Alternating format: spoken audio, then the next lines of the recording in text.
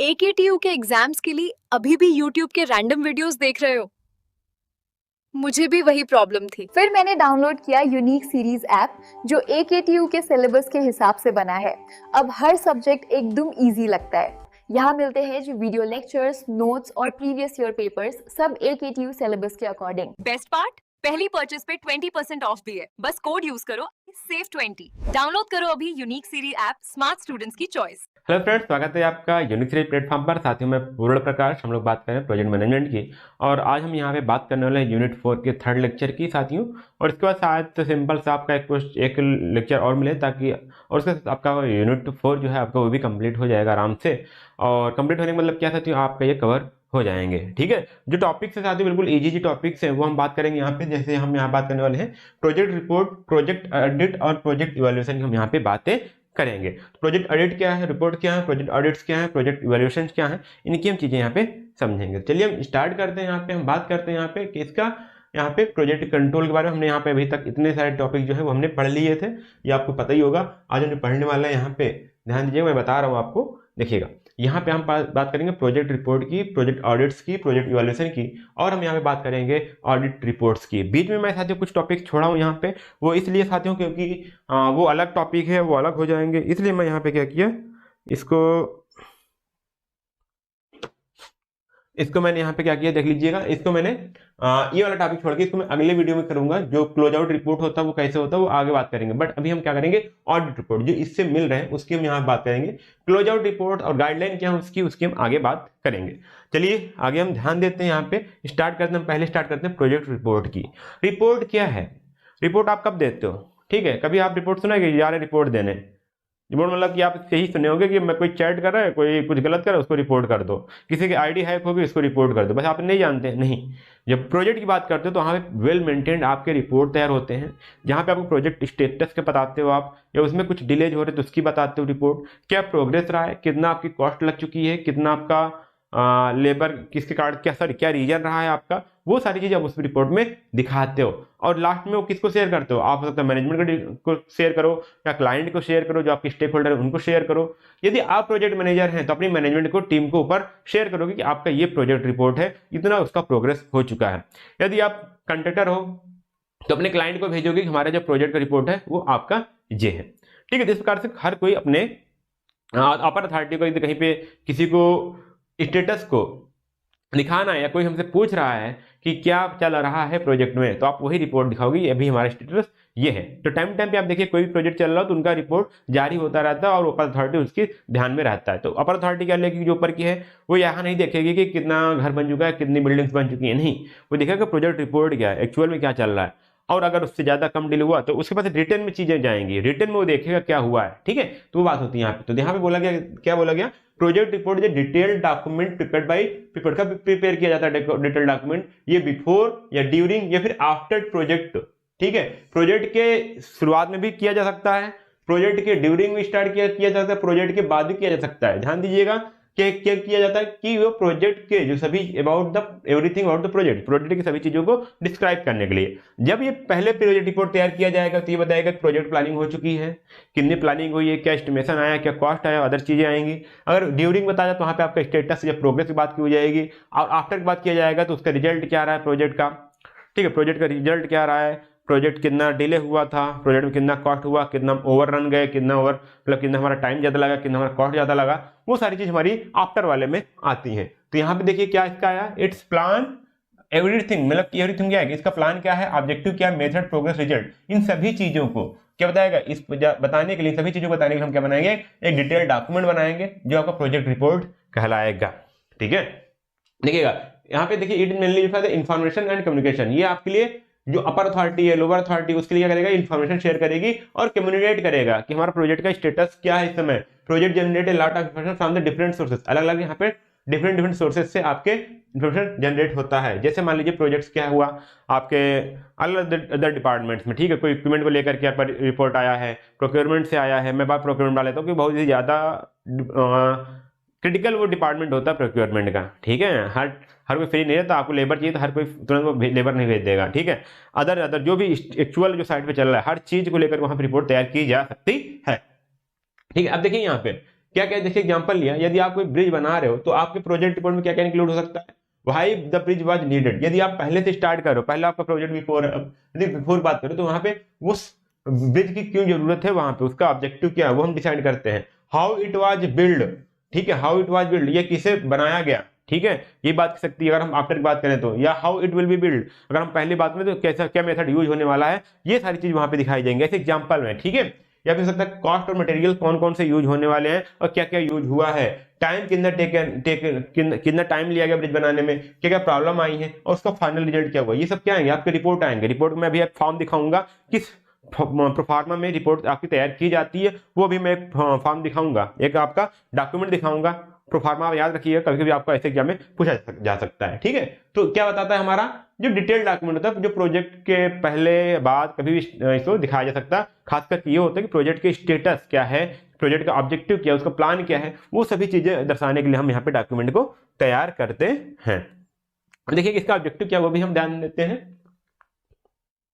Objective का यही है, it provide a clear and updated status of work, जो वर्क है उसका एक क्लियर और अपडेट स्टेटस दिखाए, ठीक है। अब मान लीजिए आपने एक रिपोर्ट दिया था 10 दिन पहले, एक आपने रिपोर्ट दिया था 10 जून को, ठीक है, हमेशा वही थोड़ी चलेगा, फिर आपको देना पड़ेगा, हो सकता है 15 दिन की बात किया जाए तो वहां पे आपको 25 जून को देना पड़ेगा एक रिपोर्ट, अगर 15 डेज पे मांगा जा रहा है तो फिर आप इसके 15 दिन बाद दोगे। इस प्रकार से आप क्या करते चलोगे, रिपोर्ट देते चलोगे, ताकि अब जब ये वाला रिपोर्ट था ये तो चला गया, अब जब ये वाला रिपोर्ट जाएगा तो उस टाइम का स्टेटस क्या वो दिखाएगा ना, इसलिए यहाँ बोला गया अपडेटेड स्टेटस, आपको पता चलेगा कि क्या स्टेटस रहा है।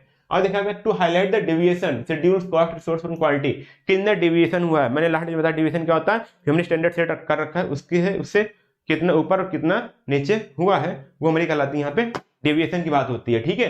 To keep the customers informed build trust, और यहाँ पे जो हमारे कस्टमर्स हैं या फिर जो हमारे स्टेक होल्डर्स हैं, ठीक है, जिनके लिए हम काम कर रहे हैं, उनको क्या करेगा वो इन्फॉर्म करेगा और ट्रस्ट को बिल्ड करेगा कि हाँ हमारा जो प्रोजेक्ट है वो सही रिपोर्ट पे सही स्टेटस पे है, जितना हमें होना चाहिए था सही ट्रैक पे चल रहा है, मॉनिटर करने में उनको आसानी हो जाएगी। The document project history for the future reference, और जो आपका डॉक्यूमेंट जब जैसे हमने इसको डॉक्यूमेंटेड फॉर्म में रखा है प्रोजेक्ट रिपोर्ट को, तो आगे कोई प्रोजेक्ट आएगा तो उसके लिए भी आपके एक हिस्ट्री यूज होगी, एक प्रोजेक्ट हिस्ट्री बना रहेगा कि किस टाइम पे हमने क्या किया था, किस टाइम पे हमने क्या किया था, और आगे चल के हम उसको एज ए रेफरेंस ले पाएंगे, ठीक है। तो हो सकता है पूरा प्रोजेक्ट कंप्लीट हो जाए, कभी आप बैठो कि यहाँ पे देखें कितना टाइम लगा था, क्या क्या रिपोर्ट हुआ था, ये टास्क कितने टाइम में हुआ था, तो क्या करो वही जो प्रोजेक्ट डॉक्यूमेंट आपके रिपोर्ट है अलग अलग सर्टेन इंटरवल पे आप उसको ओपन करोगे और उसकी हिस्ट्री चेक करोगे और आपको पूरा ओवरलुक पता चल जाएगा कब क्या हुआ था, ठीक है। तो ये बात होगी आपकी यहाँ पे ऑब्जेक्टिव होगा। क्या क्या टाइप्स ऑफ प्रोजेक्ट रिपोर्ट कितने होते हैं वो ध्यान दीजिए यहाँ पे। तो एक होता है आपका स्टेटस रिपोर्ट, क्या होगा आपका स्टेटस रिपोर्ट होगा, तो यहाँ पे क्या आ जाएगा देखिएगा, यहाँ पे स्टेटस रिपोर्ट क्या होता है, छोटा होता है, ठीक है, शॉर्ट रेगुलर अपडेट होता है, जैसे आपके डेली हो सकता है वीकली हो सकता है, ठीक है, शॉर्ट्स में आएगा और ज्यादा कुछ नहीं रहेगा, बस आपके जैसे आपने पूछा ना भाई आज का अपडेट क्या रहा, ठीक है, आपने बोला घर ओनर ने पूछा तो आपने बोला कि आज दीवार खड़ी हो गई, बात खत्म, ठीक है। अगले दिन पूछा भाई दीवार क्या हुआ, आज दीवार में डोर लग रही है, ठीक है, डोर फ्रेमिंग हो रही है, तो इतना हो गया, छोटा सा बता दिया आपने शॉर्ट इंटरवल में। लेकिन उसके बाद आता है आपका प्रोग्रेस रिपोर्ट, यहाँ पे थोड़ा सा आपका और डिटेल में होता है, ठीक है। यहाँ देखिए बताया shows what has been done and what is pending and issues, इतना में आप क्या दिखाएगा कि क्या हो चुका है, क्या पेंडिंग है, क्या आपका इश्यू आ रहा है, बस इतना आपको स्टेटस रिपोर्ट में आएगा। अगर हमारा है प्रोग्रेस रिपोर्ट, प्रोग्रेस रिपोर्ट में बताता है कि जो आपका वर्क है कितना कंप्लीट है उसको समराइज फॉर्म में और कितना प्लान किया गया है, प्लान के हिसाब से इसको समराइज कर बताएगा कि हमारा इतना प्लान है और इतना हमारा हो चुका है। ये मंथली हो सकता है, माइलस्टोन बेस हो सकता है, जैसे आपने बोला माइलस्टोन में क्या होता है एक क्वांटिटी डिसाइड कर दी जाती है कि आपका जब ये काम हो जाए तो मुझे अपडेट कर देना। जैसे कोई बिल्डिंग बन रही उसमें माइलस्टोन हो सकता है कि जब आपका प्लेस तैयार, जब आपका फाउंडेशन खुदाई हो जाए, तब आप जब आपका फाउंडेशन हो जाए या जब आपकी वाल खड़ी हो जाए, ठीक है, जब आपके वाल खड़ी हो गई, आपके वाल हो गए, और माइलस्टोन क्या हो सकता है आपका शटरिंग हो सकती है, ठीक है, स्कैफ फोल्डिंग इसको बोलते हो, ठीक है, इसको बोलते हैं पार बांधना, स्कैफ फोल्डिंग हो सकती है, ठीक है, और उसका जो क्या होता है उसको लिंटर डालना, ठीक है, लिंटल हो गया, ठीक है, मतलब रूफ पड़ गया। तो इस प्रकार से एक अलग अलग माइलस्टोन सेट हो जाएंगे कि जब आपका ये स्टेटस हो जाए तो हमें अपडेट कर देना, मुझे यहाँ पे अपडेट कर देना। तो ये आपके कुछ ऐसे माइलस्टोन बेस हो सकते हैं या फिर मंथली हो सकता है। किसके साथ शेयर किया जाता है, share with the customer and senior management, जो अपर मैनेजमेंट है, सीनियर मैनेजमेंट है या जो कस्टमर जो क्लाइंट है आपको उनके साथ शेयर करना होता है ये प्रोग्रेस रिपोर्ट, ताकि देखिए प्रोग्रेस बता रहे हैं क्या प्रोग्रेस हुआ है, ठीक है, 1 महीने में आपका क्या प्रोग्रेस हुआ, ठीक है, इस माइलस्टोन पे आपका प्रोग्रेस क्या है। स्टेटस क्या है, वो डेली हो सकता है, वीकली हो सकता है, कि इस हफ्ते छोटे इंटरवल पे आपको उसको बोलते हैं स्टेटस को। ऐसा समझ लो व्हाट्सएप पे आप मैसेज लगाते हो, स्टेटस लगाते हो, 24 घंटे के लिए होता है, कम टाइम के लिए होता है ना, तो आपका क्या स्टेटस है। ठीक है, वेरिएंस एंड एक्सेप्शन रिपोर्ट। अब यहाँ पे क्या हुआ कि क्या ये फोकस करता है कि हमारे जो प्रॉब्लम्स हैं, क्या डिले हुआ और कॉस्ट ओवररन्स पे, मतलब कि ध्यान दीजिएगा एक्सेप्शन हो गया या फिर वेरिएंस का नाम ही लिया है कि क्यों एक्सेप्शन हुआ, मतलब कि ये चीज क्यों हो रही है, क्या ऊपर नीचे हुआ, क्या डेविएशन आए हैं। जैसे पहले बात हुई, कोई प्रॉब्लम आया, कोई प्रॉब्लम आएगी साइट पे, तो वहां पे क्या होगा, कुछ ना कुछ डिले होगा वर्क का, तो वर्क का डिले होगा तो आपका जो कॉस्ट है वो भी बढ़ जाएगा। तो इस प्रकार से वहां पे अगर इस टाइप का रिपोर्ट भी जारी होता है। अब ये हो सकता है कभी आपको टाइम हो सकता है जब प्रोजेक्ट पूरा कंप्लीट हो जाए तब ये पूछा जा सकता है, या हो सकता है इससे ज्यादा टाइम इंटरवल पे, या फिर जब भी कभी आपको लगे कि यहाँ पे कुछ वेरिएशन आ रहे हैं, उसको चेक करके आप एक्सेप्शन रिपोर्ट जो आपका है वो भेज सकते हो। ये सोच दिखाता है कि आपका जो प्लान और एक्चुअल जो आपका गैप है उसके बारे में, मतलब कि आपके जो स्टैंडर्ड्स है और जो आपने भी एक्चुअल में वर्क कर लिया है उसके बीच में क्या गैप है, क्योंकि नाम ही दिया गया कितना, वेरिएंस रिपोर्ट। ठीक है, इसकी बात होती है यहाँ पे। अगला था हमारा फाइनल या कंप्लीशन रिपोर्ट। ठीक है, तो ये कब तैयार किया जाता है, जब आपका प्रोजेक्ट क्लोज हो जाता है तब तैयार किया जाता है। ठीक है, prepared after the project close. और ये बताता है कि आपके क्या क्या अचीवमेंट्स क्या रहे हैं, क्या आपने लेसन सीखे हैं, क्या आपको डिफिकल्टीज आई हैं, क्या आपको रिस्क आया था, ठीक है, उसको आपने कैसे हैंडल किया, और क्या परफॉर्मेंस रहा है आपका, वो सारी चीज। परफॉर्मेंस साथियों, आपने जो हमने स्टैंडर्ड सेट किया था, ठीक है, स्टैंडर्ड सेट किया था 100% का, आपने वहां पे 95 98 क्या आपने सेट क्या अचीव किया, उसके बारे में यहाँ पे बात की जाएगी। ठीक है, तो इसको समराइज फॉर्म में आपके जो क्लोजर रिपोर्ट होते हैं या जो कंप्लीशन रिपोर्ट होता है उसमें आपको डाला जाता है। तो आपने रिपोर्ट देख लिया कितने टाइप्स के होते हैं, कितने आपके, status report, progress report, variance report और आपका फाइनल रिपोर्ट, ये आपके आते हैं। आगे देखिए प्रोफार्मा, देखिए कैसे होता है आपका एक डॉक्यूमेंटेशन देखिएगा प्रोजेक्ट रिपोर्ट का। यहाँ पे स्टार्टिंग में आपके ऊपर क्या लिखा है, यहाँ पे लिखा है हाउस प्रोजेक्ट के लिए बना है यहाँ पे, और ये प्रोजेक्ट का नाम है 2 bedroom area 1500 square foot, total cast आपका है 22,50,000। स्टेटस रिपोर्ट कब का है, यहाँ पे 1/6/2007 का। ठीक है, यहाँ डेट लिखा है कि आज इस डेट को आपका स्टेटस क्या है। अब देखिए कैसे लिखा गया, प्रोजेक्ट स्टार्ट कब हुआ था, यहाँ पे 15/3/2007 को स्टार्ट हुआ था। ठीक है, तो उसके 3 महीने बाद के आपका क्या है, 3 महीने बाद की आपका स्टेटस है। ठीक है, अब देखिए साइट प्रिपरेशन क्या हुई है, देखिए यहाँ पे कंप्लीटेड कब कंप्लीट हुआ था, 30/3 को कंप्लीट हो गया था। 15 से स्टार्ट हुआ था, 30/3 को आपका साइट प्रिपरेशन कंप्लीट हो गया था, लेकिन ये 4 दिन डिले हो गया था। ठीक है, लेकिन ध्यान दीजिएगा सिर्फ टाइम डिले हुआ था, यहाँ पे कोई कॉस्ट आपका बढ़ा नहीं था, कॉस्ट ओवररन नहीं हुआ था। ठीक है, तो मतलब कॉस्ट मतलब क्या है कि सिर्फ टाइम में आपका लगा था, डिले हुआ था, लेकिन आपके पैसे जितने आपने बजट किया था उतना ही आपका बढ़ा हुआ है। अगला आता है हमारा साइट प्रिपरेशन हो गया। अगला हो गया फाउंडेशन, देखिए माइलस्टोन बेस है। ठीक है, माइलस्टोन बेस है। ठीक है, तो अगला हमारा फाउंडेशन कब कंप्लीट हुआ, ये हुआ आपका 25/4/2007 को। ठीक है, इसके आपके 25 दिन बाद। ठीक है, ये भी कितने दिन बाद हुआ, देखिए बोला गया delayed due to the rain by 7 days, क्योंकि बारिश हो गई जिसमें हमारा 7 दिन डिले हो गया। ठीक है, अब यहाँ पे क्या हुआ, बारिश के कारण 7 दिन हमारा डिले हुआ, और यहाँ लिखा कॉस्ट ओवररन, मतलब हमारा कॉस्ट कितना ओवर हुआ, वो हुआ 12,500, मतलब कि 7 दिन तो हमारा वो बढ़ा है टाइम, साथ साथ हमारा जो पैसा बजट हमने आपने बजट किया था, बजट इस टाइप तक दिया था, उससे भी हमने ज्यादा खर्च किया। कितना ज्यादा खर्च किया, 12,500 ज्यादा खर्च हो गए हैं। ठीक है, ये बात हुई। अब यहाँ बात करते हैं वॉल्स एंड ब्रिक वर्क। देखिए एक माइलस्टोन थे सारे। ठीक है, ये वॉल एंड ब्रिक वर्क है। ठीक है, अब आपका इस टाइप डेट को दिया गया था। अब देखिए यहाँ बोला गया ground floor completed by the schedule. ठीक है, मतलब बोला गया, देखिए यहाँ पे लिखने की भाषा देखिएगा कि जो आपका शेड्यूल था उसी पे आपका ग्राउंड फ्लोर कंप्लीट हो गया, इसमें कोई डिले नहीं हुआ है बाय 30/5/2007। मतलब इसका बात यह हुआ कि जो आपने 30/7 आपने प्लान किया था कि यहाँ पे हमको फ्लोर को कंप्लीट कर लेना है, तो उन्होंने कंप्लीट कर लिया। यहाँ पे 7 दिन डिले हुआ था, बट इन्होंने फ्लोर बनाया था उसको भी आपने क्या किया, उन्होंने कवर कर लिया। ठीक है, मैं भी उन्होंने क्या किया, देखिए बोला गया आगे क्रैशिंग कॉस्ट 18,000। मतलब जब इन्होंने 7 दिन को कवर करने की कोशिश की तो यहाँ पे इनको ज्यादा रिसोर्सेज की जरूरत पड़ी। रिसोर्स मतलब ज्यादा लेबर लगाने पड़ सकते हैं, या कुछ मशीनरी लगानी पड़ सकती है, या कुछ रॉ मटेरियल आपके ज्यादा आए होंगे। ठीक है, तो क्रैशिंग कॉस्ट कितना है आपका, 18,000 आपका ज्यादा हुआ। तो यहाँ देखिए इन्होंने ओवरऑल नहीं लिखा है, यहाँ पे इन्होंने क्रैशिंग कॉस्ट लिखा है। क्यों, क्योंकि अब इन्होंने क्या किया, जो ये कॉस्ट जो खर्च हुई है ना, उस प्रोजेक्ट को डेडलाइन के साथ, शेड्यूल के साथ उन्होंने मेट करने की कोशिश किया है।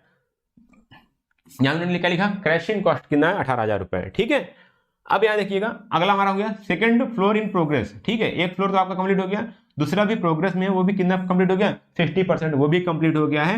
And balance work accepted to be complete by 10/7/2007। ठीक, मतलब कि जो आपका जो 50% आपका वर्क बचा हुआ है वो भी 10 जुलाई 2007 तक कंप्लीट हो जाएगा। ठीक है, तो यहाँ पे किसका रिपोर्ट था, ये 1/6/2007 का था, और बोला गया कि 60% हो गया है और अगले 10 दिन में आपका एक महीने 10 दिन में आपका ये भी जो 40% है वो कंप्लीट हो जाएगा। ठीक है, देख सकते हैं कैसे रिपोर्ट आपको डिटेल में दिया जा रहा है। फिर देखिए यहाँ बोला गया एक्सपेक्टेड डिले, टोटल प्रोजेक्ट में क्या हुआ, यहाँ पे देखिए बात की गई कि 10 दिन डिले हो सकता है due to the labour unavailability, क्योंकि लेबर की कमी है इसलिए 10 दिन डिले हो सकता है। अब देखिए ये इतना काम हो जाने की बात, यहाँ बॉल्स एंड ब्रिक वर्क बात किया। अब इसके आगे बताया गया है कि आगे क्या क्या चीजें हो सकती हैं। तो जो प्लम्बिंग है वो भी लिखा गया कि वो 15/7/2000 देखिए 10 को यहाँ पे हो जाएगा आपका फ्लोरिंग हो जाएगी, 15/7/2007 को आपका यहाँ पे प्लम्बिंग होगा और 10/8/2007 को फिनिश होगा। पेंटिंग आपकी इस डेट से स्टार्ट होगी, इस डेट पे खत्म होगी, क्योंकि अब आगे वाले काम है, अभी ये हुए नहीं, आगे इन्होंने बोला गया कि इतना कमेंट्स किया गया, इतना हमने देखा है कि इस डेट पे हमको स्टार्ट करना है और इस डेट पे आपको फिनिश करना है। इलेक्ट्रिकल आपको इतना इलेक्ट्रिकल इक्विपमेंट ये है। इंटीरियर डेकोरेशन इस डेट से इस डेट होगा।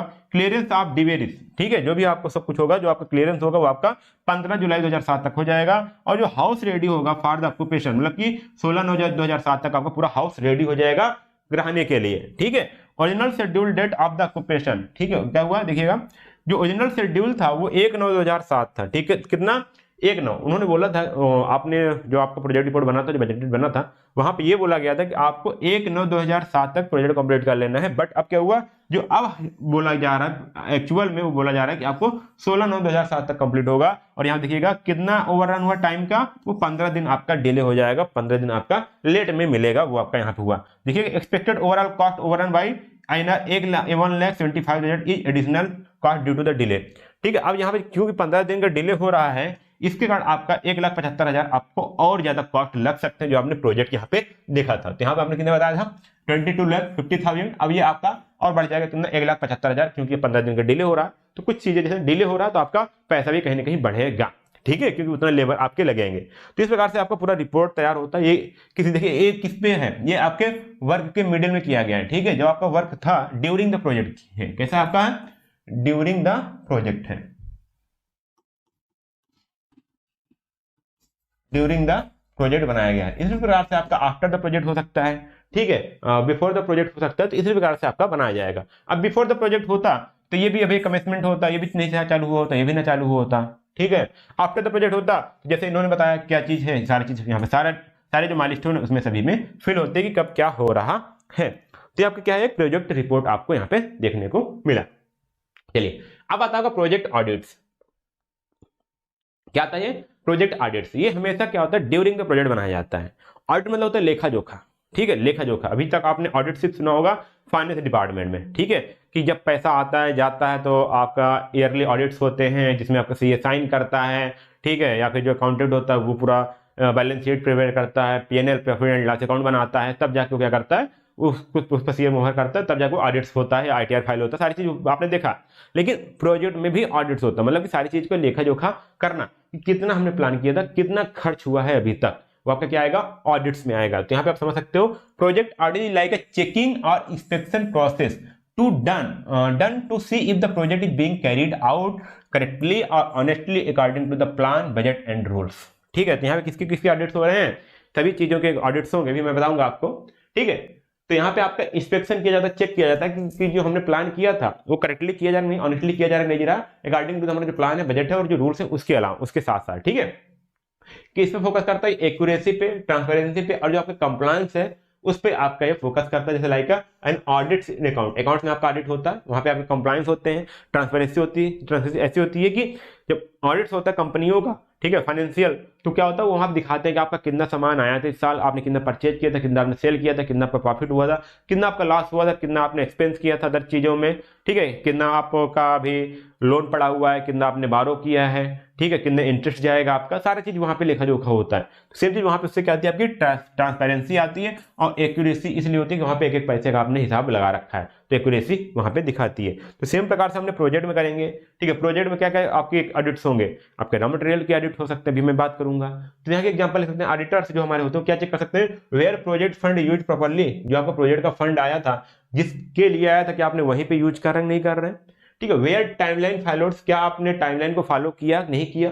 Did the team follow safety and quality rules, क्या जो आपकी टीम थी जो प्रोजेक्ट को कंप्लीट करी थी, क्या उन्होंने सेफ्टी और जो क्वालिटी रूल्स उसको फॉलो किया नहीं किया। वो सारी चीज आपकी किस में आएंगी, इंस्पेक्शन में आएंगी और चेकिंग में आएंगी, जब इसके ऑडिट्स होंगे तब। प्रोजेक्ट के ऑडिट्स होंगे तब ये सारी चीजें आएंगी। तो अगर हम देखें तो इसका पर्पज क्या होता है ऑडिट्स का, तो वो चीज आप देख लीजिएगा। पर्पज में हमारा आता है कि review success and failure factors of the project. तो जो आपके प्रोजेक्ट है उसका सक्सेस फैक्टर क्या है, आपके फेलियर फैक्टर क्या है।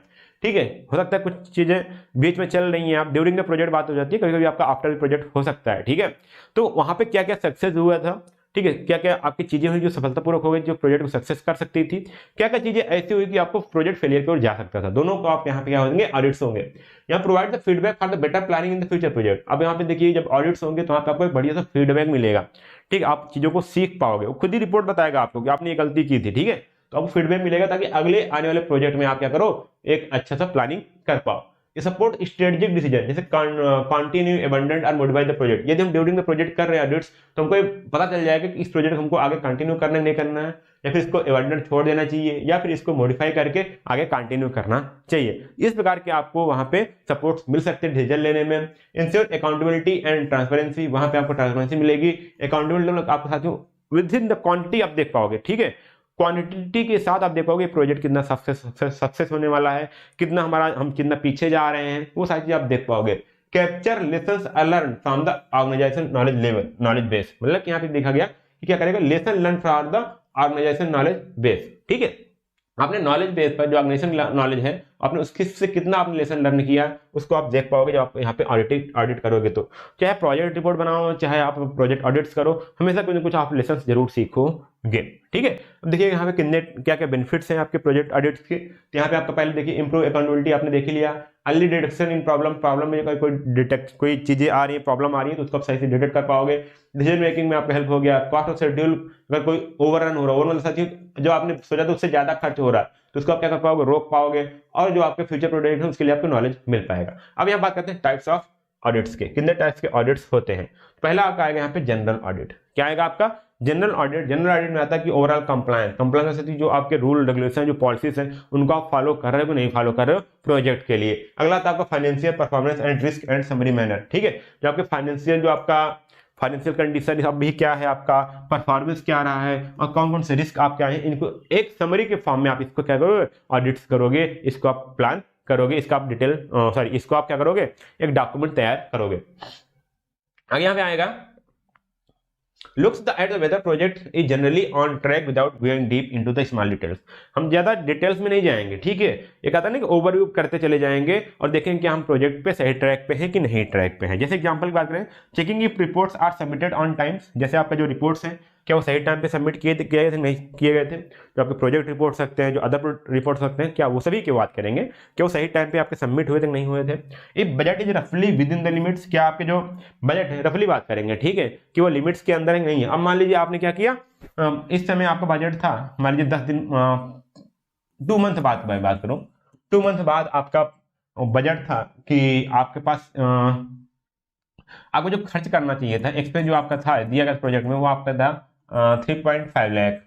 ठीक, और आपने अभी खर्च किया है, खर्च कर डाला 3.7 लाख। मतलब 20,000 आपने ज्यादा खर्च किया है। तो बस रफली देखा जाए कि आप लिमिट में अपने ज्यादा वेरी तो नहीं कर रहे हो। And if quality standards are being broadly followed, कि जो आपके क्वालिटी स्टैंडर्ड थे वो फॉलो किए जा रहे नहीं किए जा रहे, वो सब क्या आएंगे आपके जनरल ऑडिट में आएंगे, सिंपल से एक ओवरव्यू देने के लिए। बस उसके डिटेल में किसी भी डिटेल में नहीं जाएंगे, बस ऊपर से आप देख लोगे सारी चीज को एक नजर में। ठीक है, अब कब यूज होगा, useful for the management review and quick status update. जो आप जल्दी से आपको क्विक स्टेटस अपडेट देना हो या कोई मैनेजमेंट रिव्यू के लिए आपके यूजफुल आएंगे। कौन से आपके, ये जनरल ऑडिट यूज में आएंगे। तो सिंपल सा था, छोटा सा। ठीक है, मतलब हम ऊपर सारी चीज करेंगे, ज्यादा डेप्थ में नहीं जाएंगे। अभी जो आगे मैं डेप्थ की बात, आगे जो ऑडिट्स की बात करूंगी, अब हम उसमें एक एक डिपार्टमेंट में एक एक चीज को लेकर उसके डिटेल तक हम जाएंगे। तो वो तो होगा हमारा क्या, जनरल ऑडिट। अब हम यहाँ बात करेंगे डिटेल ऑडिट्स में। तो यहाँ पे deep and thorough examination of every aspect of the project. हर एस्पेक्ट को, हर चीजों की, हर छोटे छोटे डिटेल्स तक हम जाएंगे, डीप में जाएंगे और उसको बारीकी से जांच करेंगे। देखिए, जैसे हम डॉक्यूमेंट्स का रिव्यू करना, कॉन्ट्रैक्ट्स का रिव्यू करना, process, calculation and technical data in detail, सभी जितनी चीजें हैं सभी को हम डिटेल में रिव्यू करेंगे। चाहे कॉन्ट्रैक्ट्स का हो, चाहे आपका प्रोसेस का हो, चाहे कोई कैलकुलेशन हो, कोई भी आपका टेक्निकल डाटा है, सभी को हम डिटेल में रिव्यू करेंगे, डिटेल में चेक करेंगे और उसको हम मैच कराएंगे अपने प्लांट वाले से। ठीक है, focus on the root causes, specific deviation and corrective action. यदि कोई भी यहाँ पे डेविएशन होता है, ठीक है, कोई भी डेविएशन होता है, मतलब स्टैंडर्ड से हमारा कुछ ऊपर या नीचे होता है, ठीक है, क्वालिटी कंप्रोमाइज होने वाला है, तो उसको क्या जाएंगे, रूट कॉज तक जाएंगे। ये फोकस करेगा कि उसका कारण क्या था, क्यों ये ऐसा हुआ है, और साथ में उसको हम क्या करेंगे, वहां पे उसके लिए हम क्या करेंगे, करेक्टिव एक्शन लेंगे। ध्यान दीजिए वहां पे स्टार्टिंग जनरल वाले हमने कुछ एक्शन नहीं ले रहा था, बस एक रिव्यू मिल रहा था। बट अब यहाँ पे हमने जब डिटेल्ड ऑडिट किया तो यहाँ हम क्या करेंगे, उससे हम डेविएशन भी पता लगाएंगे, ये डेविएशन क्यों आया था, उसका कारण क्या था, मेन कारण, और साथ में यहाँ पे हम उसके लिए एक्शन भी लेंगे। ठीक है, अगला तुम्हारा useful for detecting issues, accountability and improvements. ठीक है, किसके लिए, इश्यू को डिटेक्ट करने के लिए, उसकी अकाउंटिंग मतलब क्वालिटी को चेक करने के लिए, और क्या होगा हम यहाँ पे उसके क्या इंप्रूवमेंट्स होने वाले, उसमें क्या इंप्रूवमेंट्स हो सकते हैं, उसके लिए हम यहाँ पे डिटेल ऑडिट करते हैं। अगला तुम्हारे टेक्निकल ऑडिट्स। टेक्निकल ऑडिट्स में कैसा आता है, जो हमारे प्रोजेक्ट डिजाइन है, इंजीनियरिंग मेथड्स है और क्वालिटी स्टैंडर्ड को चेक करना है, तो हम क्या करेंगे, वहां पे टेक्निकल ऑडिट्स करेंगे कि जैसे हमारा प्रोजेक्ट बन रहा है, कोई प्रोडक्ट बन रहा है, उसके में क्या डिजाइन तो सही आ रही है कि नहीं आ रही है। ठीक है, अभी तक हमने डिजाइन देखा क्या, नहीं देखा ना, सिर्फ डॉक्यूमेंट देखे थे। क्या उसमें हम एक डिजाइन की बात करें, जो डिजाइन पैरामीटर्स हैं, जो डिजाइन स्पेसिफिकेशंस हैं, क्या वो सही से फॉलो हो रहे हैं, नहीं हो रहे हैं। ठीक है, क्या जो हमारा इंजीनियरिंग मेथड यूज होने वाला था वो यूज हो रहा है, नहीं हो रहा है। ठीक है, जो मटेरियल हम यूज करें क्या वही मटेरियल यूज हो रहा है, उसका स्पेसिफिकेशन वही सेम है कि नहीं है। ठीक है, जो हमने रॉ मटेरियल लाया था उसका जो मेल्टिंग पॉइंट है या बॉइलिंग पॉइंट है क्या वही है कि नहीं है। ठीक है, वो उतना प्रूफ रेजिस्टेंस है कि विद रेजिस्टेंस है कि नहीं, वो सारी चीज उसमें चेक होंगी। साथ में यहाँ पे उसकी क्वालिटी स्टैंडर्ड्स हम यहाँ पे ध्यान देंगे। तो ensure technical soundness and best practice for the follower. तो यहाँ पे हम क्या करते हैं, टेक्निकल ऑडिट्स में हम ये देखते हैं जो हमारा बेस्ट से बेस्ट आपका प्रोडक्ट है, सॉरी बेस्ट से बेस्ट आपकी जो प्रैक्टिसेस है वो फॉलो होनी चाहिए। मतलब कि अभ्यास, प्रैक्टिस मतलब यहाँ होता है कि जो अच्छे से अच्छा जो आप कर सकते हो वो फॉलो होना चाहिए। Detect technical errors early to avoid costly rework later. तो यहाँ पे जो आपके एरर्स हैं, टेक्निकल एरर्स जो होते हैं साथी, वो काफी ज्यादा कॉस्टली होते हैं। यदि आप हम उसको बाद में उसको ठीक सही करना हुआ तो हम क्या करेंगे, उसको स्टार्टिंग में ही यही डिटेक्ट करके और उसको क्या करेंगे, फिक्स करेंगे, ताकि हम लास्ट में हमको ज्यादा उसके लिए पे ना करना पड़े या ज्यादा फिर से रिवर्क ना करना पड़े। सोच लीजिए आप क्या बना रहे हो, एक मान लीजिए ऑटोमोबाइल इंडस्ट्री में हो। ठीक है, जहां पे दिन में आपके कम से कम 500 बाइक्स आपकी मैन्युफैक्चर होती है। 500 बाइक्स आपकी क्या होती है, दिन भर में आपकी मैन्युफैक्चर होती है। हालांकि होती तो और है, ठीक है, बस मैंने 500 ऐसा ही लिया। ठीक है, अब जब 500 बाइक्स, क्योंकि मैं एक शायद आई थिंक मेरा दोस्त है कार में, तो उसने बोला हर 2 से 3 मिनट में एक कार असेंबल हो जाती है। 2 से 3 मिनट में एक कार असेंबल हो जाती है। उतना फास्ट मशीनिंग होती है वहां पे। ठीक है, तुरंत बड़ी आगे निकल गई मशीन, इतना रोबोट्स काम होते हैं। तो 2 से 3 मिनट में आपके क्या एक कार मैन्युफैक्चर हो जाती है। 500 बाइक क्या हो जाते हैं। अब 500 बाइक में अगर उस दिन थोड़ा सा आपका टेक्निकल कोई फॉल्ट निकल गया तो उस दिन जितने 500 बाइक हैं उनकी परफॉर्मेंस, उनकी माइलेज है, उनका ब्रेक, कुछ भी वहां पे इशू हो सकता है। 500 की बाइक 500 चली जा सकती है, तो फिर उसको रिवर्क करना पड़ेगा। तो उससे बचने के लिए हम क्या करते हैं, यहाँ पे इसको काफी ज्यादा टेक्निकल हम क्या करते हैं, ऑडिट्स करते रहते हैं और चेक करते रहते हैं पूरे प्रोसेस को। ठीक है, अब यहाँ बात करें फाइनेंशियल ऑडिट्स की। फाइनेंशियल ऑडिट्स में क्या आता है, review the project budget and actual expenditure. तो यहाँ हम फाइनेंशियली बात करते हैं। मैंने अभी बताया ना, फाइनेंस आपको वर्ड आता था, वैसे आपने बताया कंपनी का ऑडिट्स होता है। कंपनी में ऑडिट्स कौन से होते हैं, यही अधिकतर होते हैं। क्या, फाइनेंशियल ऑडिट्स की हमारा हमने साल में कितना सामान खरीदा था, कितना सेल किया था, कितना हमने उधार लिया था, कितना हमारा हमको जीएसटी दिया था, कितना हमारा प्रॉफिट हुआ था, कितना हमारा सेल हुआ था, किस चीज में हमने कितना बिजली किराया दिया, सारा कुछ ऑडिट्स होते हैं ना वहाँ पे। ठीक है, लाइबिलिटीज, एसेट्स, ठीक है, सब कुछ होता है वहां पे। तो क्या होता है, यहाँ पे आपका जो प्रोजेक्ट बजट है उसको रिव्यू किया जाता है और एक्चुअल आपका एक्सपेंडिचर क्या है उसमें से आपको दोनों को कंपेयर किया जाता है। इंश्योर जो आपका ये बात करता है इसलिए किया जाता है कि जो फंड्स हैं वो प्रॉपर्ली यूज किए गए हैं, उनका कोई मिसयूज नहीं हुआ या फिर उनका कोई वेस्टेज हैपन नहीं हुआ है। ठीक है, मतलब आपने गया था सामान लेने, आपको मिला था कि इक्विपमेंट लेना है, आपने बजट फंड हुआ था, आपने इक्विपमेंट घटाकर कहीं कुछ और खरीद लिया। ठीक है, और प्रोजेक्ट की वजह आपने लिए कार खरीद लिया। ठीक है, नेता होते तो यही करते ना, आया सड़क के लिए पैसा, हम खुद कार खरीद रहे हैं, तो ऐसा नहीं होना चाहिए। ये प्रोजेक्ट है, ठीक है, कोई नेतागिरी वाला प्रोजेक्ट नहीं है। तो यहाँ पे ऐसी सारी चीजें होती हैं। Confirms financial transparency and accountability. फिर से यहाँ पे जितने भी हम एडिट कर रहे हैं वहां देखिए ट्रांसपेरेंसी और अकाउंटेबिलिटी मतलब ये साथी यहाँ पे आपकी क्वांटिटी पता चलती है, कितना क्वांटिटी अगर कुछ आ रहा है, क्वांटिटी में सारी चीजें निकाली जाती हैं। ठीक, क्वांटिटी में वन जितना आपके एक्यूरेटली हो पाए तो, और ट्रांसपेरेंसी मतलब ये आपके डॉक्यूमेंट में शो होती है। ठीक है, डिटेल में आता है, तो अगर कुछ भी अगर एरर आता है तो आपको तुरंत पता चल जाएगा। जैसे आपका डॉक्टर क्या निकालता, ब्लड रिपोर्ट निकालता, अगर आपका हीमोग्लोबिन ज्यादा तुरंत निकल आएगा, कम है तभी निकल जाएगा, प्लेटलेट ज्यादा तुरंत वहां पे ब्लैक हो जाएगा। तो यही सारी चीज क्या हो, ट्रांसपेरेंसी की बात होती है। ठीक है, तो ये आपके यहाँ पे है ऑडिट्स क्या होते हैं आपके, ये ऑडिट्स जो है आपका क्या दिखाता है, ट्रांसपेरेंसी और अकाउंटेबिलिटी दोनों आपके दिखाते हैं। जहां देखिएगा, देखिए हर जगह आपके अकाउंटेबिलिटी और ट्रांसपेरेंसी हर जगह आपको आएंगे। ठीक है, तो ये हो गए आपके ऑडिट्स हो गए। ठीक, अभी और भी है आपके कंप्लायंस ऑडिट्स भी है। ठीक है, कंप्लायंस ऑडिट्स में क्या दिखेगा, यहाँ पे जो आपके रूल्स हैं, रेगुलेशंस हैं, कॉन्ट्रैक्ट्स हैं, स्टैंडर्ड्स हैं, क्या वो फॉलो किए नहीं फॉलो किए जा रहे, उसको यहाँ पे चेक करते हैं। और ये ध्यान देते हैं कि project working according the laws and agreement, जो आपके लॉज है, जो एग्रीमेंट्स है, उनके उसके हिसाब से आपको यहाँ पे वर्क करना है। ठीक है, अगर आपका प्रोजेक्ट बन रहा है, कोई आपने प्रोजेक्ट इस्टेब्लिश किया, तो यहाँ पे जो आपकी सेफ्टी है, वेलफेयर है, ठीक है, वो आपको फॉलो नहीं हो पा रहा, प्रॉपर इन्वायरमेंटल जो आपके रूल्स हैं वो आप फॉलो कर नहीं कर रहे हो, ठीक है, जो आपके मिनिस्ट्री ऑफ कॉर्पोरेट अफेयर्स के हैं, ठीक है, कंपनी के जो रूल्स हैं वो आप फॉलो करेंगे नहीं फॉलो कर रहे हो, ठीक है, सारे चीज जो लेबर वेलफेयर, लेबर्स के जो रूल्स हैं, लेबर्स वेलफेयर के, ठीक है, सेफ्टी के, हजार्डस के, वो आप फॉलो करें नहीं कर रहे, सब कुछ वहां पे आएगा। ठीक है, एचआर डिपार्टमेंट यही के लिए बैठा होता है, एचआर डिपार्टमेंट, ठीक है, सब कुछ यही फॉलो करने के लिए। Help avoid legal issue and penalties in future, तो इसी क्या करता है कि अगर आप कंप्लायंस ऑडिट करेंगे तो हमको जो कोई लीगल इश्यू होने से हम उससे बच जाएंगे, कोई हो भी रहा है तो हम उसको सही से टाइम पे सॉर्ट आउट कर लेंगे और कोई पेनल्टीज देने से हम बचेंगे। अगला हमारा परफॉर्मेंस ऑडिट, ये क्या होता है, if examine the project goal are achieved, जब हमारा प्रोजेक्ट गोल्स आर अचीव, मतलब कि जो हमारे प्रोजेक्ट के गोल है क्या वो अचीव हो रहे नहीं हुए, उसको हम देखेंगे परफॉर्मेंस हमारा क्या होना चाहिए था, कितना है। ये focus on time, cost and quality पर फोकस करता है और ये दिखाता है कि identify the where the efficiency and productivity can be improved. और ये भी हम साथ में बात करते हैं। देखिएगा, जब हमने कोई चीज प्लान किया है, प्लान करने के साथ हमने क्या किया, उसका एक स्टैंडर्ड सेट किया था, स्टैंडर्ड सेट किया, जब हमने इस पर बात किया तो हमारा जो परफॉर्मेंस कम आया, परफॉर्मेंस अगर कम आया तो हम ये भी देखेंगे कौन सा चांसेस है, कौन सा एरिया है जहां पे हम अपने परफॉर्मेंस को इंप्रूव कर सकते हैं और प्रोडक्ट क्वालिटी उसको इनहेंस कर सकते हैं, या फिर हमारा जो टाइम ज्यादा लग रहा है उसको कम कर सकते हैं। ठीक है, सारी चीज यहाँ पे बात होती हैं। यहाँ पे बात आते हैं रिस्क ऑडिट की। रिस्क ऑडिट क्या होता है, वही अनसर्टेनिटी होती है कि हमारी चीज अगर कोई रिस्क आता है तो उसको हम कितने अच्छे से मैनेज कर पाते हैं, हमारे रिस्क ऑडिट्स में आते हैं। Ensure the mitigation strategy where the effective, ठीक है, कौन कौन सी मिटिगेशन स्ट्रेटजी हो सकती है जिस कारण हमारा रिस्क जो हो वो कम हो पाए, वो हम यहाँ पे बात करेंगे। और prepares are tips and handling similar risk in the future. अब यहाँ पे अगर कोई रिस्क आने वाला तो उसको हम क्या करेंगे, पहले से हमारी टीम को हम क्या करेंगे, प्रिपेयर कर देंगे कि ऐसा रिस्क हो सकता है तो आप इससे बचे रहिएगा। जैसे आप कोई रोड बना रहे हो हाईवे हिली एरिया में, आपको लगता है यहाँ लैंडस्लाइड हो सकती है, तो हम पहले क्या करेंगे, अपने टीम को वहाँ पे जो लेबर्स हैं उनको हम ट्रेनिंग दे देंगे, अगर कुछ ऐसा होने वाला तो आपको ये एक्शन लेने हैं, वहाँ दूर हट जाना है, वो सेफ एरिया पे चले जाना है, ऐसे कुछ एरिया हो जहाँ पे उसका इफेक्ट ना है वहाँ पे चले जाना है। ठीक है, इस प्रकार से वहाँ पे रिस्क ऑडिट में हम सारी चीज देख सकते हैं और कैसे उस स्ट्रेटजी को कम कर सकते हैं, वो चीज हम यहाँ पे देखेंगे रिस्क ऑडिट में। हमने देखा अभी तक क्या था हमारा ऑडिट, हमने बात किया प्रोजेक्ट ऑडिट्स क्या होता है। अब हम बात करेंगे ऑडिट रिपोर्ट्स की। अभी हमने प्रोजेक्ट रिपोर्ट बात किया था, प्रोजेक्ट रिपोर्ट क्या किया जाता था, प्रोजेक्ट के स्टेटस को बताते थे। अब सेम चीज इस प्रकार से हमारे यहाँ पे आएगा ऑडिट रिपोर्ट। ऑडिट रिपोर्ट क्या बताएगा, जब हम प्रोजेक्ट की ऑडिटिंग करेंगे, ठीक है, प्रोजेक्ट की ऑडिटिंग हो जाएगी तो उसका जो फाइनल आउटकम आएगा वो बताएगा आपका प्रोजेक्ट ऑडिटिंग रिपोर्ट में वो दिखाया जाएगा। ठीक है, आपने सारी चीज दिखा दिया। अब क्या होगा, क्या अगर कोई मैनेजर वो देखेगा तो क्या हर चीज बारीकी से देखेगा, क्या नहीं, उसके पास ऑडिट रिपोर्ट जाएगी। ठीक है, एक रिपोर्ट तैयार किया जाएगा, उसमें जो आपको मिला उसको आप क्या करो, रिपोर्ट में वेल मेंटेन आप क्या करोगे, उसको रिटर्न करोगे और उसको आप मैनेजमेंट के पास भेजोगे कि ये चीज हमको मिली है।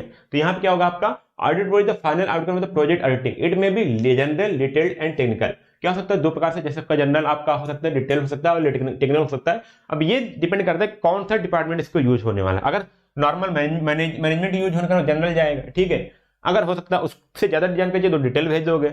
बट यदि कोई टेक्निकल डिपार्टमेंट है, टेक्निकल मैनेजमेंट टीम है, टेक्निकल डिपार्टमेंट उसको चाहिए तो उसको चाहिए का टेक्निकल आपका रिपोर्ट चाहिए उसको। ठीक है, टेक्निकल ऑडिट की रिपोर्ट चाहिए, तो इस प्रकार से आपको तैयार किया जा सकता है। And its main aim to provide the, क्या इसका एम होता है, insight lessons and recommendation to help current and future project succeed. मतलब कि जो आपका करंट है, आपने क्या उसका प्रोजेक्ट कंप्लीट किया, उसमें इनसाइट्स क्या क्या थे, उसमें क्या डिटेल्स थी, आपने क्या चीज सीखा, आपको अंदर से क्या चीज देखने को मिला, रियल अनुभव क्या हमारे हैं, ठीक है, उसमें क्या आपके लेसन्स आए हैं, ठीक, उसके रिकमेंडेशंस क्या क्या हैं उसके बाद कंप्लीट करने के बाद, ताकि जो आगे आने वाले फ्यूचर प्रोजेक्ट है आप उसको आसानी से सफलतापूर्वक और आसानी से क्या कर पाओ, सक्सीड और उसमें सफलता पा पाओ। ठीक है, and audit report is the formal document prepared after the auditing etch project. ठीक है, हमने अभी स्टार्टिंग क्या किया था, ऑडिट किया था, प्रोजेक्ट ऑडिट हुआ था, अब हम उसका रिपोर्ट तैयार किया गया। तो हम प्रोजेक्ट ऑडिट करेंगे, उसके बाद क्या करेंगे, ऑडिट रिपोर्ट तैयार करेंगे। और ये कैसा होता है, आपका फॉर्मल डॉक्यूमेंट होता है। फॉर्मल ये क्या होता है, ये आपको फॉर्मल मतलब ये है कि वेल मेंटेन्ड होता है, ठीक है, इसका स्ट्रक्चर होता है और हर जगह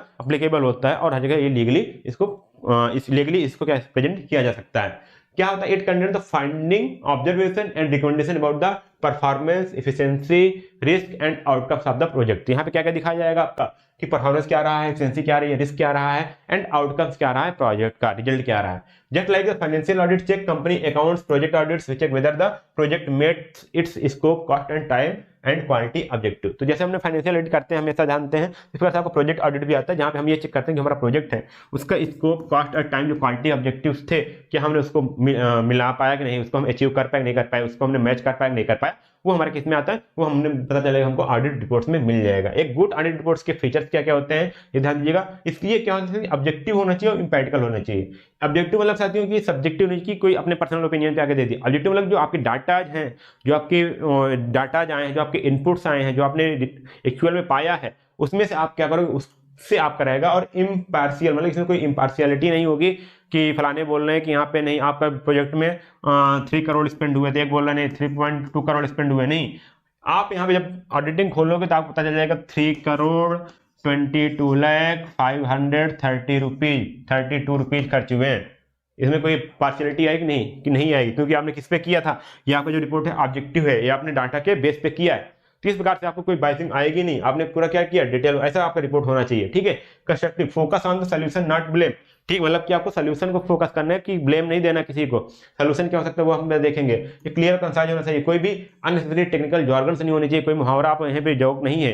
ठीक है, ये क्लियर होना चाहिए, कंसाइज होना चाहिए। Forward looking, highlight the lesson from the for the future project. आपने क्या क्या सीखा था, क्या आपने का हाईलाइट क्या रहा, क्या वो चीज आप क्या करोगे, क्या आपने क्या चीज आपने सीखा, तो फ्यूचर प्रोजेक्ट में उसको इंप्लीमेंट करके और जो अगला प्रोजेक्ट रहेगा उसको भी आप सक्सेस कर पाओगे। ठीक है, positive language, instead of criticism use suggestive improvement, could be improved और instead of the was poor. तो यहाँ पे देखिए जो वर्ड है उसका भी आप सही से यूज करना होता है कि यहाँ पे लिखा जाता है किसी को क्रिटिसाइज नहीं करेंगे कि जो प्रोजेक्ट है पुअर है, नहीं, उसमें ये चीज इंप्रूव की जा सकती थी, ऐसा वर्ड आता है आपका। ठीक है, तो यहाँ कैसा हुआ, ये पॉजिटिव लैंग्वेज यूज करते हैं, क्रिटिसाइज नहीं करना होता है जब आप रिपोर्ट तैयार करते हो तब। ठीक है, अब आते हैं हमारा साथियों आता है प्रोजेक्ट इवैल्यूएशन। ये मोस्टली किया जाता है प्रोजेक्ट कंप्लीट करने के बाद। ठीक है, हालांकि इवैल्यूएशन भी कई प्रकार के होते हैं, तो कभी कभी आपको प्रोजेक्ट के पहले, प्रोजेक्ट के दौरान और प्रोजेक्ट के बाद ही होते हैं, लेकिन आमतौर पर जो हम लोग यूज करते हैं वो हमारा होता है प्रोजेक्ट इवैल्यूएशन। कब किया जाता है, प्रोजेक्ट कंप्लीट होने के बाद। ठीक, तो क्या हो जाता है देखिएगा, project evaluation measures how successful the project was. जितना भी हमने आज पढ़ा, क्या प्रोजेक्ट रिपोर्ट तो आपका बताया था कि ड्यूरिंग हो सकता है, लेकिन अगर हम कोई भी चीज बाद में करें या फिर ड्यूरिंग करें तो हमको यही देखना है कि हम कितना कर चुके हैं, क्या हमारे स्टैंडर्ड और क्वालिटी क्या तो मैच करें नहीं कर रहे हैं, यही दोनों चीज होती है। ठीक है, तो यहाँ पे कितना आपका प्रोजेक्ट सक्सेसफुली अचीव हो चुका है या कितना सक्सेसफुल हुआ, whether it is achieved its goal, क्या ये अपने गोल को अचीव किया नहीं किया, क्या इससे लोगों को फायदा हुआ कि नहीं हुआ, क्या जो आपने इसमें कॉस्ट लगाया था या जितने का ये प्राइस है प्रोजेक्ट का, क्या वो वर्थ है कि नहीं है, क्या हमने इसमें जो पैसा खर्च किया क्या वो वर्थ इट है कि नहीं है, वो हमारे किस में आएगा, वो आएगा, हमने बात करेंगे प्रोजेक्ट इवैल्यूएशन में। देखिएगा, it focus on the effectiveness, efficiency, impact and sustainability. अब क्या हुआ, ये प्रोजेक्ट कितना इफेक्टिव है, कितना इफिशियंट है। इफेक्टिव मतलब साथियों हम इसको जितना चाहते हैं, ठीक है, वो उतना हो पाएगा नहीं हो पाएगा। इफिशियंसी मतलब कि जितना हमको आउटपुट चाहिए उतना आउटपुट मिलेगा कि नहीं मिलेगा।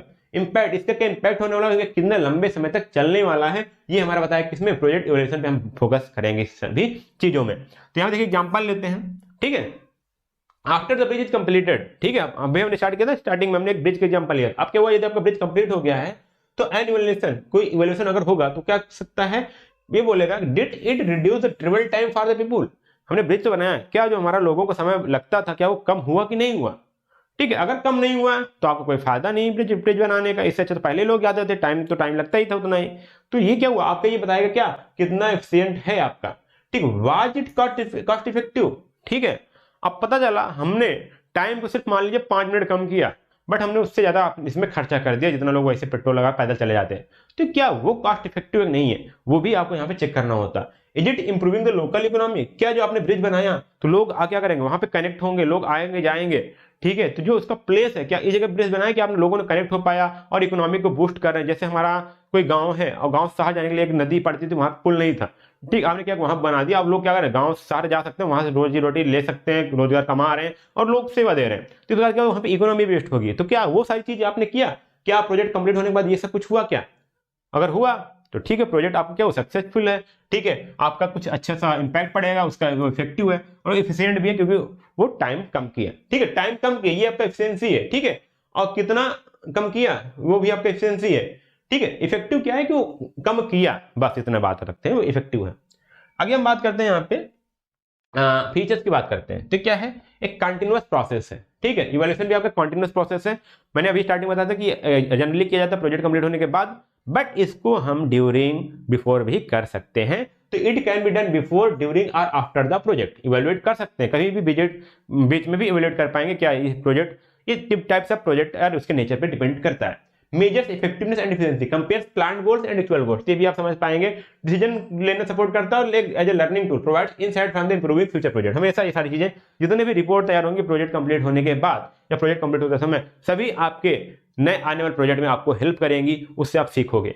हमेशा ध्यान दीजिएगा, कहीं भी आप काम करते हो, रियल लाइफ में भी जब आप कुछ करते हो, आपने कुछ गलती किया, कुछ आपने अचीव किया, तो आपने कुछ सीखा, ठीक है, और उस सीख को, जो आपने सीखा उसको फिर अगले प्रोजेक्ट में इंप्लीमेंट करते हो। जैसे आपके यहाँ नजर में आप ध्यान दो, कोई अगर गवर्नमेंट एग्जाम की तैयारी करता है, अगर उसका एक एग्जाम निकल जाता है तो क्या करता है, जल्दी जल्दी उसके और एग्जाम भी निकलते चले जाते हैं, क्योंकि उसने जो पहले गलतियां कर रहा था उससे उन्होंने सीख लिया, ठीक है। अब फिर वो गलतियां दोबारा नहीं करेगा और वो ध्यान देगा हमने क्या चीज किया था जिससे हमने ये सक्सेस मिली, वो अगले भी एग्जाम में भी वही करेगा। तो क्या हुआ, वो चीज जो अपने लर्निंग टूल से ही है कि जब आप एक चीज को सफलतापूर्वक कंप्लीट कर लेते हो तो आपको वहां से कई सारी चीज सीखे मिल जाती हैं, कई सारे अनुभव मिल जाते हैं, हमको ये चीज नहीं करना चाहिए। जब वो चीज नहीं करोगे तो आप आगे बढ़ते हुए चले जाओगे। तो ये सारी जो हमारे फीचर्स होते हैं, 3 टाइप्स के इवैल्यूएशन होते हैं, जैसे मैंने बताया ड्यूरिंग, बिफोर एंड आफ्टर। तो अगर हम बात करें पहले का, तो एक्स एंटे इवैल्यूएशन, देखिए यहाँ पे नाम देखिएगा, अधिकतर जो आपको इवैल्यूएशन मिलेगा आपको मिलेगा कि आपको प्रोजेक्ट की बात किया जाता है, बट यहाँ देखिएगा टाइप्स देखिए यहाँ समझ में आ जाएगा। इसको बोलते हैं एक्स एंटे इवैल्यूएशन। ये बोला ये किया जाता है done before the project starts to test the feasibility, ठीक है। इसको इसलिए इवैल्यूएट किया जाता है कि आपकी जो प्रोजेक्ट है उसकी फिजिबिलिटी क्या है, वो कितना, उसका स्कोप कितना, वो कितना टाइम तक चल सकता है, ठीक है, उसके स्कोप को प्रिडिक्ट करने के लिए, ठीक है। अब यहाँ पे इसके बाद आता है हमारा दूसरा मिड टर्म या ऑनगोइंग इवैल्यूएशन। ये क्या होता है, ये होता है आपका डन ड्यूरिंग द एग्जीक्यूशन। जब आप प्रोजेक्ट को एग्जीक्यूट कर रहे हो ड्यूरिंग द प्रोग्रेस, तो हम इसको करते हैं, इसको क्या कहते हैं यहाँ पे, ऑनगोइंग इवैल्यूएशन बोलते हैं यहाँ पे। और यदि इसी टाइप का कोई इवैल्यूएशन हम प्रोजेक्ट करने के बाद करें तो हमारा कहलाएगा एक्स पोस्ट इवैल्यूएशन, ठीक है। क्या बोलेंगे, एक्स पोस्ट, मतलब कि पोस्ट इवैल्यूएशन, ठीक है।